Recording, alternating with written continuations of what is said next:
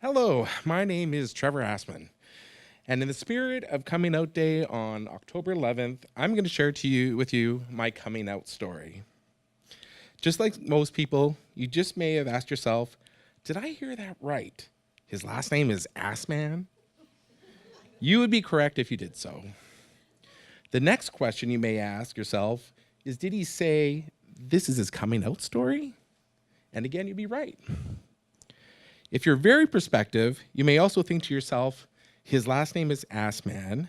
This is his coming out story. His last name is Assman, and he's gay. That's hilarious. It's more okay to laugh. I get it. I'm 44, and I haven't changed my last name, so it's all good. It's a good icebreaker. I want to thank Winston for giving me the time to come on stage and share my story. I want to thank my husband out there, Jesse, hi, to support me as I do this. It is my hope that my story is taken in the spirit of learning, sharing, reflecting, and advocating. This is my story. Picture it, Abbotsford, BC, March 6, 1974. That was the day I entered into this world.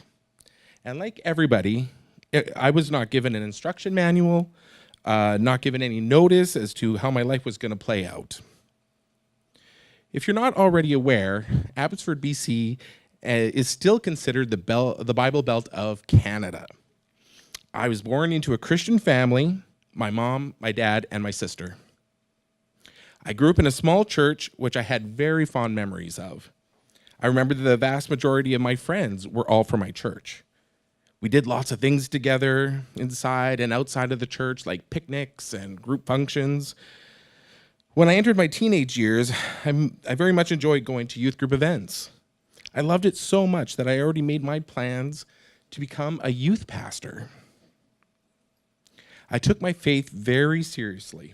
I dedicated myself to my church at an early age and volunteered much of my time to help my community. As much as I loved my church and my faith, I noticed I was having an internal struggle with something. And it wasn't something I noticed my other guy friends were having. When I was 16, I was working at a restaurant. My guy friends would come up to me and ask my opinions on different women who were sitting in the restaurant. Hey, Trevor, check her out. She's gorgeous. Don't you think so, Trevor? Yeah, she's beautiful. She looks great, I would say, but really I knew I didn't look at women the same way they objectified women, my friends. I knew I was different for sure. When I was 18, I met a girl who I really liked. I developed feelings for her and can actually say I fell in love with her. We tried dating for a week, but I totally messed that up. Even though I loved her and I thought she was so beautiful, I didn't feel compelled to be romantic with her. The most I would really give her was a hug. That's about it. So yes, she was feeling very confused, and so was I. This is when I thought I might be gay.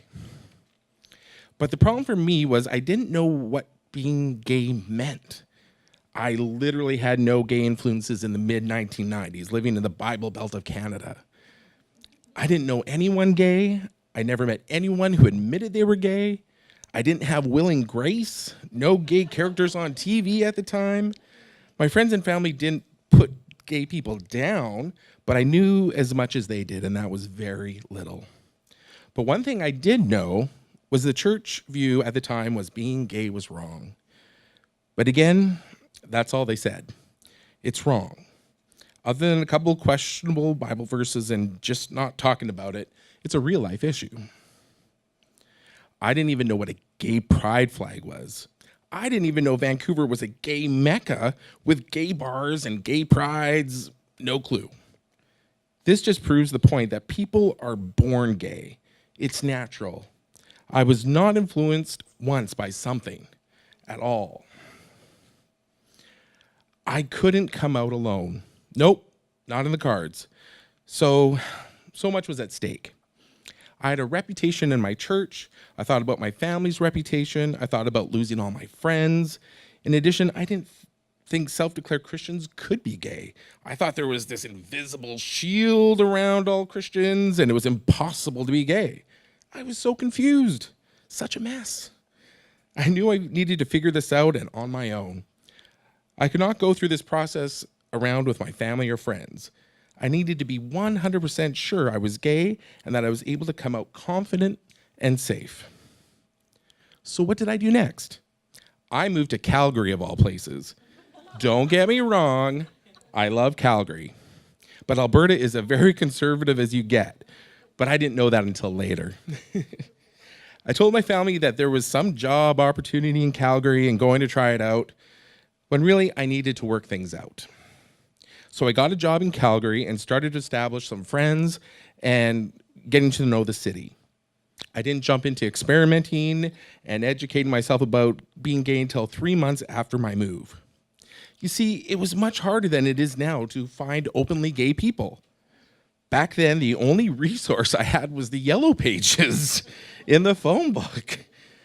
I would literally search for gay organizations and bars. There was no internets or apps. Today, you just have to log into Grindr or Scruff, and you can find out within 5 feet of you who gay people are. Life was so different back then. So one evening, I decided to go to my first gay bar. There were a few to choose from, but I was scared out of my mind. I had to park my car 5 blocks away from the gay bar because I thought someone was gonna walk down the street and call me out as being gay. I remember it took me about 5 times to get the confidence to walk into the bar.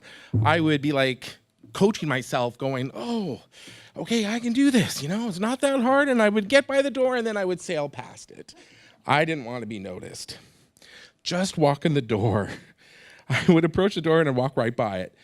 And walk around a few blocks and do the same thing until I was finally brave enough to walk in. And my mind was blown. All these guys were staring at me like I was fresh meat. I took a glance and looked around. I was only in there for 5 minutes and then I left, but I felt successful. So over time, I started to get more brave. I would walk in and sit at the bar. Then another time, I got brave enough to talk to some guys. Then I got brave enough to go on a date. And dates turned into kissing, and kissing led to... And I started to feel good. It felt natural. I finally admitted to myself that I was gay. I will tell you that I started to come out to my friends and family over time, and I'll save that part for another speech. I want to tell you about coming out to another one that I loved.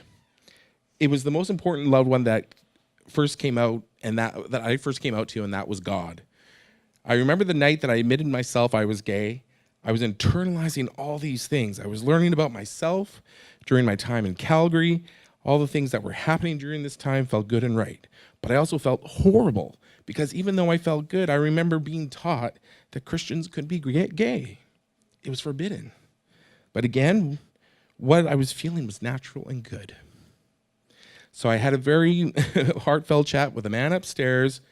I knew I had a big decision to make. In my conversation, I admitted that I was gay and that I wasn't seeking forgiveness for being gay, but I was renouncing my Christian faith of what I had known at that time. I could never judge anyone or condemn someone for being gay. That is just so wrong. So I just could not be in that religion. So by that, I had to renounce it, and it was so hard, but I felt it was right.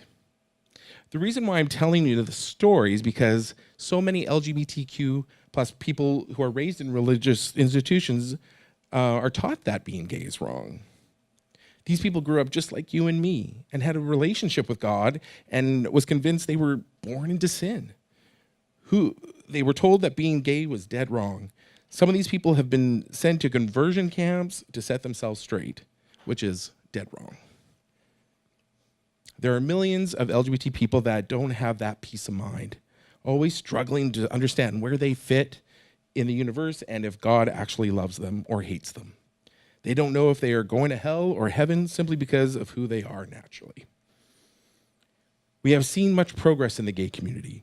Gay marriage has been recognized in many countries, so many things to celebrate. But my heart goes out to those who have not yet felt peace in their heart with the universe that they are part of. I think it is a wicked assumption that The gay community doesn't appear to want to find peace with the universe that they feel so close to. It's a wicked assumption to believe that this doesn't weigh heavy on people's hearts. A few years ago, I saw a post on Facebook, YouTube, about a pastor that was preaching some disparaging messages to his congregation. He was telling his parents and his congregation to snap their boys' wrists if they go limp, and to demand their daughters to wear dresses and do girl things. These violent instructions were very disturbing to me. But what got me the most was in the video recording, I could hear many men in the congregation saying, "Amen to that, amen." I was so upset to hear that. Then I became very sad.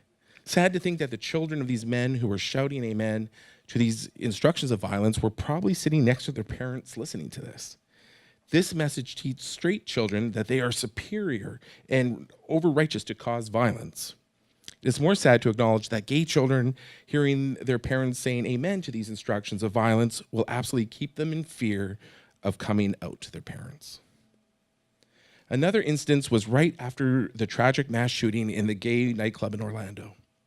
A pastor of a church went onto YouTube to express his joy that it was a blessing that these gay people were shot and killed. To him, it was a blessing. Like, what the fuck? These deplorable instances do not represent the God that I know. Far from it. And after hearing what these pastors were preaching, were reaching the ears of these LGBTQ children and parents who believe in a God, I felt it necessary to correct this disaster with what I have come to know. My message to those who are seeking peace of mind and peace of heart is this. We are all a spark of the divine. Straight, LGBTQ, we are not born in sin. We are the divine light. We are not human beings having a spiritual experience. We are spiritual beings having a human experience. Your body is the vessel where your divine spirit navigates in this heavy, challenging, crazy, messed up world. Dig your foundation into universal truths, such as you can't mess up kindness. It doesn't matter how someone reacts to your act of kindness, you cannot mess it up or bring harm to anyone. How does one come to peace of mind and heart that they fit in this universe, gay or straight? Don't try to better yourself. You are already perfect. What you can do instead is honor yourself. Honor your mind, spirit, and body. If you feel concerned about it, if you are on track in this life, I will share with you how you know you are. Are you kind? Do you help others? Do you advocate for those who don't have a voice? Or do you speak up when you see wrongdoing? There is no soul that needs saving. Our true essence is perfect. Our mortal bodies are not, and they are hard to navigate in. Last but not least, I want to share with you a quote from yours truly. Don't strive to be happy. Strive to be kind. Peace and happiness will follow. Thank you.